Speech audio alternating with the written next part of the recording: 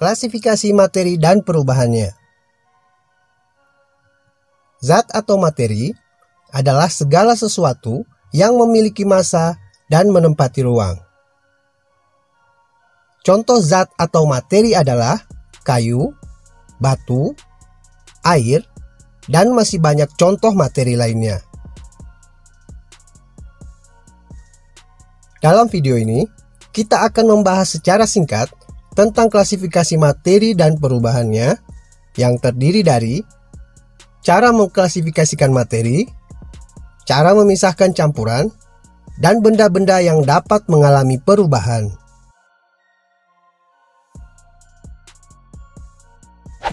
Namun, sebelum kita lanjut, bagi Anda yang belum subscribe, silahkan subscribe terlebih dahulu agar Anda tidak ketinggalan update video terbaru dari channel ini.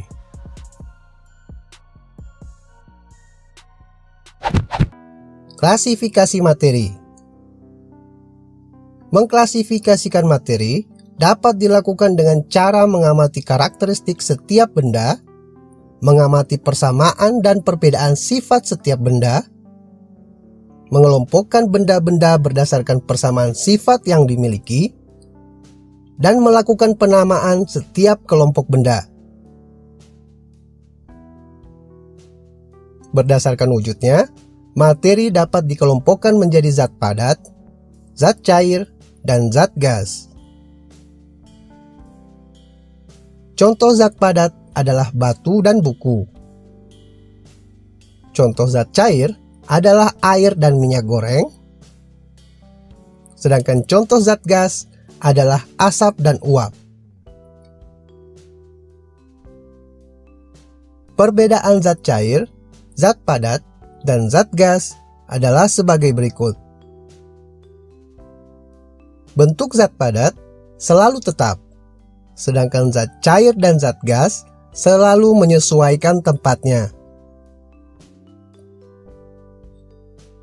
Jarak antar partikel zat padat sangat rapat.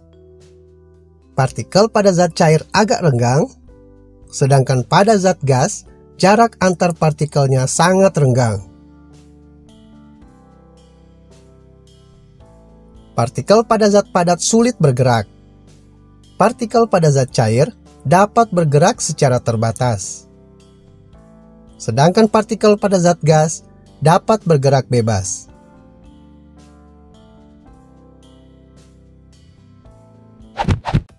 Unsur senyawa dan campuran. Ilmuwan menggolongkan materi berdasarkan komposisi dan sifatnya.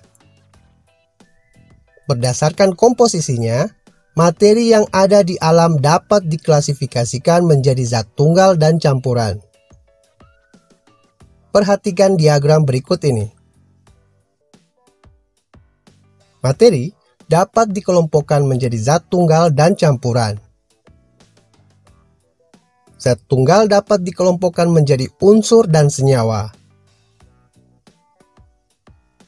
Campuran terbagi atas campuran heterogen dan campuran homogen. Campuran heterogen terdiri atas koloid dan suspensi, sedangkan homogen dapat digolongkan menjadi larutan.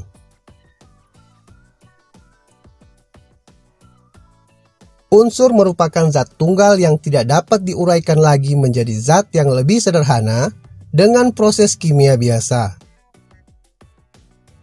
Sebagai contoh adalah besi yang dilambangkan dengan Fe, emas yang dilambangkan dengan Au, perak yang dilambangkan dengan Ag, dan masih banyak contoh unsur lainnya. Dalam sistem periodik, unsur-unsur dikelompokkan dengan tanda warna, baris, dan kolom.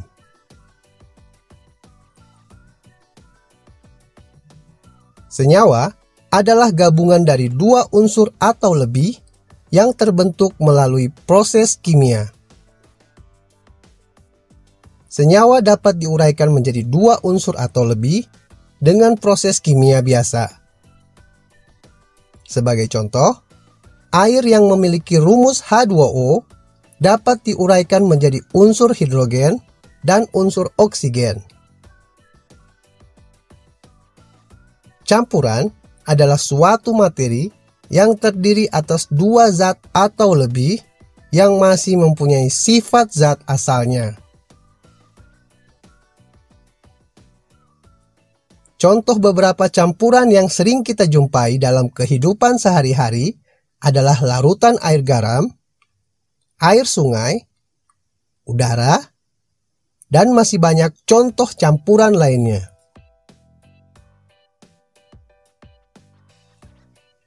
Campuran dapat dibedakan menjadi campuran homogen dan campuran heterogen. Campuran homogen adalah campuran yang tidak dapat dibedakan lagi antara zat-zat yang bercampur. Sebagai contoh adalah campuran air dan gula.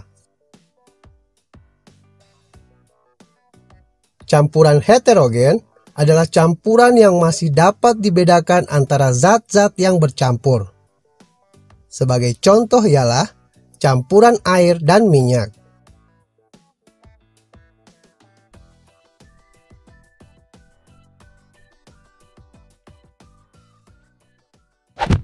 Cara memisahkan campuran.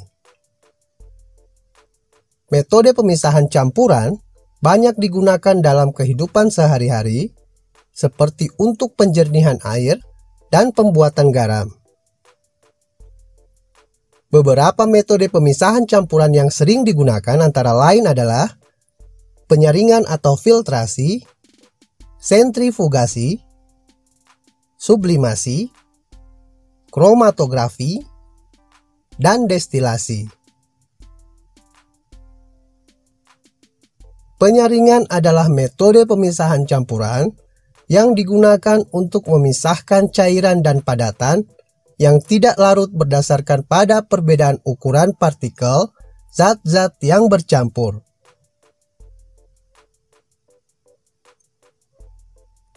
Sentrifugasi adalah proses yang memanfaatkan gaya sentrifugal untuk sedimentasi campuran dengan menggunakan mesin sentrifuga atau pemutar.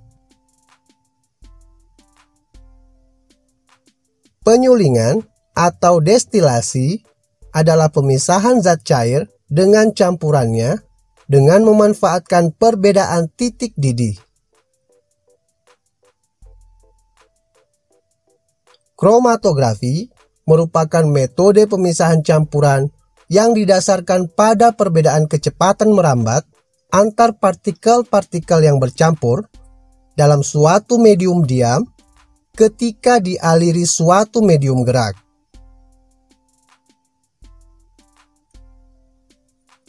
Sublimasi adalah proses pemisahan campuran antara zat yang dapat menyublim dan zat pencampurnya. Sebagai contoh adalah pemisahan kapur barus dan zat pengotornya.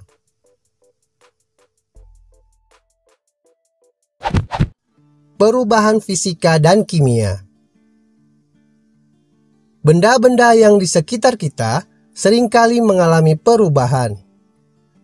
Perubahan tersebut dapat berupa perubahan fisika dan perubahan kimia. Perubahan fisika adalah perubahan zat yang tidak disertai dengan terbentuknya zat baru. Sebagai contoh adalah air yang membeku menjadi es, di mana es tersebut dapat mencair menjadi air sebagai zat asalnya. Sehingga dapat dikatakan bahwa perubahan tersebut tidak menghasilkan zat baru. Perubahan kimia adalah perubahan yang dapat menghasilkan atau membentuk zat baru dengan sifat kimia yang berbeda dengan zat asalnya. Ciri dari perubahan ini antara lain terbentuknya zat baru, terbentuknya gas, terbentuknya endapan, terjadinya perubahan warna, dan terjadinya perubahan suhu. Sebagai contoh adalah kertas yang dibakar akan menghasilkan zat baru berupa abu dan asap, serta besi yang berkarat.